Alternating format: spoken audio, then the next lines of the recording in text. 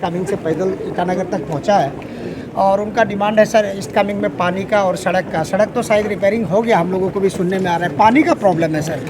हाँ, उसके लिए ऑलरेडी डिपार्टमेंट को मैंने जो कंसर्न मिनिस्टर है उनको मैंने निर्देश दिया है, जो पानी का इशू है उसको तुरंत देखा जाए।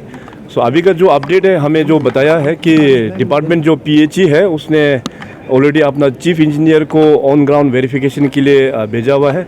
तो जैसे वहाँ से जो रिपोर्ट आएंगे तो आप लोगों को अपडेट किया जाएगा। सिविल सर्विस डे सेलिब्रेट किया गया तो Arunachal Pradesh civil service officer के द्वारा आपको एक मेमोरेंडम सबमिट किया गया था प्रमोशन को लेकर। सर 1 साल ज़्यादा हो चुका है, उसका अपडेट क्या था, आप बता पाएंगे सर? इसके लिए ऑलरेडी हम लोग ने एक कमेटी गठन हुआ था और कमेटी ने ऑलरेडी रिपोर्ट सरकार को दे दिया है। अभी बहुत जल्दी वो कैबिनेट में पेश होंगे और डिलीब्रेशन होगा और उसमें देखेंगे फिर आउटकम क्या होता है। सर बॉर्डर इशू का भी आप लोगों का कल मीटिंग था, उसका थोड़ा आप हाईलाइट करें, क्या क्या बातें हुई सर? इनफैक्ट ये एक नया अच्छा डेवलपमेंट हुआ है। कल मैं आसाम में था अपना टीम के साथ में, चीफ सेक्रेटरी और अपना बॉर्डर अफेयर्स के पूरी डिपार्टमेंट के साथ में, along with our counterpart honourable chief minister Assam Himanta Biswa Sarma ji और वहाँ के चीफ सेक्रेटरी और वहाँ के जितने भी जो बॉर्डर अफेयर्स के जो डिपार्टमेंट है। So it was second chief ministers level meeting और वहाँ पे हम लोग ने तय हुआ कि इन प्रिंसिपल तो डे 1 से एग्रीड था कि we will go as per the 2007 local commission recommendation जो ऑनरेबल सुप्रीम कोर्ट ने जो गठन किया था। सो इस बार और भी हम लोग ने डिटेल चर्चा करते हुए अभी टर्म्स ऑफ रेफरेंस हम लोग ने फ्रीज कर दिया है। उस टर्म्स ऑफ रेफरेंस में अभी मेन चीज़ तो ये है कि अरुणाचल प्रदेश में कुल मिला के जो आसाम का जो बाउंड्री शेयर करते हैं, दे आर 12 डिस्ट्रिक्ट्स और आसाम के साइड से 8 डिस्ट्रिक्ट है, 8 डिस्ट्रिक्ट्स। तो हम लोगों के बीच में ये एग्रीमेंट हुआ है कि अरुणाचल लाइन में, क्योंकि अरुणाचल 12 डिस्ट्रिक्ट है, तो हम लोग 12 जो कमेटी हम लोग कंपोज करेंगे और आसाम भी अकॉर्डिंगली 12 कमेटी वो लोग गठन करेंगे, which will be headed by minister. Arunachal का भी जो डेलीगेट है वो एक मिनिस्टर हेड करेगा और आसाम के जितने भी जो कमेटीज़ हैं एक एक मिनिस्टर वहाँ से भी हेड करेंगे। तो ये कमेटी कंपोजिशन हो जाने का बाद में बहुत ही जल्दी वो लोग आपस में मिलकर और ग्राउंड वेरिफिकेशंस एज़ पर 2007 का जो रिपोर्ट है उसको मुताबिक वो लोग ग्राउंड में जाके जितने भी जो वहाँ के एमएलएस है, वहाँ की सिविल सोसाइटीज़ है और जो भी स्टेक होल्डर्स है, दोनों साइड से वो लोग चर्चा करके वो लोग रिपोर्ट सबमिट करेंगे ताकि हम लोग उसको जल्दी सेटलमेंट लेके आ पाएगा। सर और दिल्ली में आपने राजनाथ सिंह से भी मिला था, डिफेंस मिनिस्टर से, तो हम जानना चाहेंगे सर बॉर्डर इशू को लेकर क्या क्या बातें हुई, क्योंकि काफ़ी हमारा डिस्ट्रिक्ट्स है जो कंट्रीज़ दूसरे कंट्रीज़ के साथ में बॉर्डर मतलब शेयर करता है सर। इसमें 2 विषय पर मैं ऑनरेबल रक्षा मंत्री को कॉल ऑन किया था। एक तो अपना national institute of mountaineering and allied sports का जो एग्जीक्यूटिव कमेटी का जो मीटिंग था उसको ऑनरेबल रक्षा मंत्री इससे प्रेसिडेंट वो मीटिंग अटेंड करने के बाद फिर मैं अरुणाचल स्पेसिफिक खास करके बॉर्डर एरियाज़ का डेवलपमेंट के लिए भी हम दोनों ने चर्चा किया। और इस बार अच्छा हुआ कि भारत सरकार ने फाइनेंस मिनिस्टर मैडम ने जो घोषणा किया है कि जो वाइब्रेंट बॉर्डर विलेजेस का जो डेवलपमेंट के लिए उस प्रोग्राम के अंतर्गत में अभी गवर्नमेंट ऑफ इंडिया और जितने भी जो नॉर्दर्न स्टेट्स है, बॉर्डरिंग जो स्टेट्स है, उसके साथ में हम लोगों का चर्चा शुरू हो गया है कि बॉर्डर स्टेट्स को और भी कैसे डेवलपमेंट किया जाए।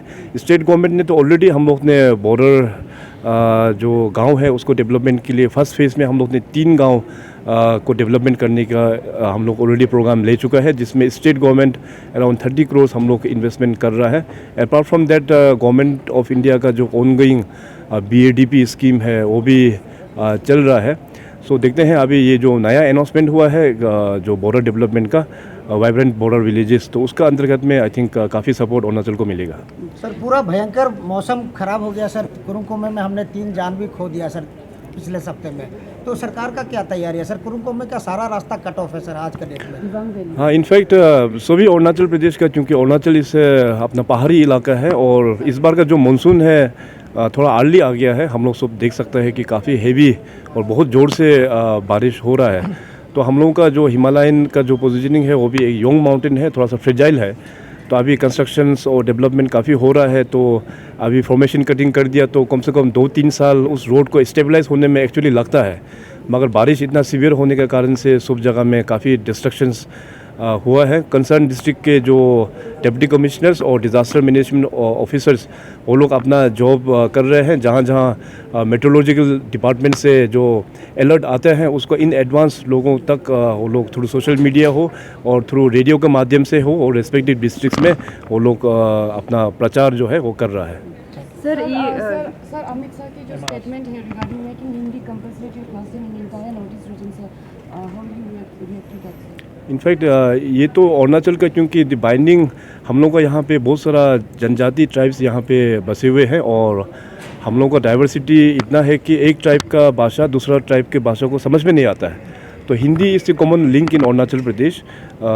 तो जिसका कारण से आज हम लोग एक ट्राइब्स और दूसरा ट्राइब के बीच में जो कम्युनिकेट भी कर पाता है। और हिंदी जो है अरुणाचल प्रदेश में तो बहुत पहले से ही करिकुलम में है और यहाँ के हमारे जो स्टूडेंट्स हैं वो तो हिंदी सीख भी रहा है। I think for Arunachal context is not an issue. Sir APSSB की तरफ से हर साल जब भी एग्ज़ाम्स कंडक्ट किया जाता है बहुत ही एक्सपर्टिव वे में करता है, बट स्टिल लाइक हमेशा कुछ ना कुछ इशूज़ पाने को मिलते हैं, जैसे सर ने पहले स्पीच में भी मेंशन किया था। बट टीम बहुत ही अच्छा काम से कर रहा था। सर आने वाले समय में इसको फिर किस तरह से लाइक हम लोग इसको ट्रस्ट में देख सकते हैं? आज का जो सिविल सर्विसेज डे में जो chief ministers award of excellence in public administration को भी स्टाफ सिलेक्शन बोर्ड के पूरे टीम को दिया गया है। और ओवर द ईयर्स इनिशियली थोड़ा सा हिकअप्स हुआ है, काफ़ी गड़बड़ हुआ है, मेजर गड़बड़ हुआ है इनफैक्ट। तो उसको भी हम लोग ने जो भी उसमें जो गलती किया उसको सजा भी दिया है और रिफॉर्म्स भी काफ़ी अच्छा से अभी रिफॉर्म भी हो चुका है।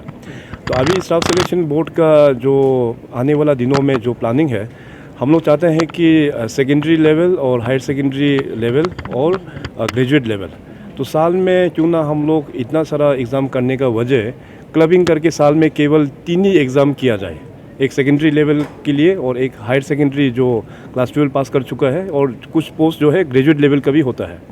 तो साल में अभी एक कैलेंडर, एक एग्ज़ामिनेशन का कैलेंडर बनाते हुए इस 3 जो एग्ज़ामिनेशंस में हम लोग फोकस करेंगे। सर आपको और होम मिनिस्टर को मेमोरेंडम सबमिट किया, तो आपका उस मेमोरेंडम का रिस्पॉन्स कब मिलेगा?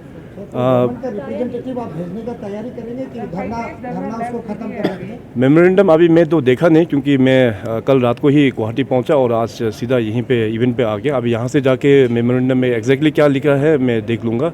और जहाँ तक वैसे तो सोशल मीडिया में मैं देखा कि इसका जो अभी उनका जो मार्च जो किया है सेपा से यहाँ ईटानगर में, तो तुरंत मैंने जो कंसर्न मिनिस्टर है PHE का, क्योंकि वाटर रिलेटेड उसका प्रॉब्लम था, तो कंसर्न मिनिस्टर को मैंने डायरेक्शन दे दिया कि इस मैटर में देखने के लिए।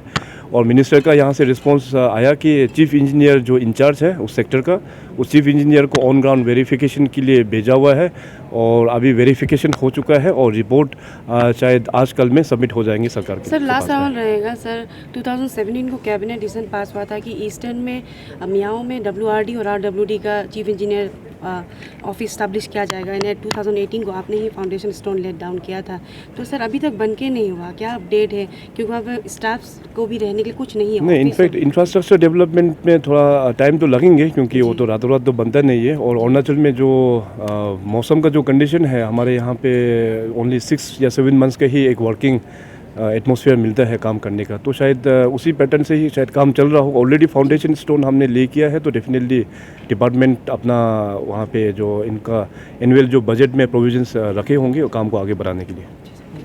Thank you.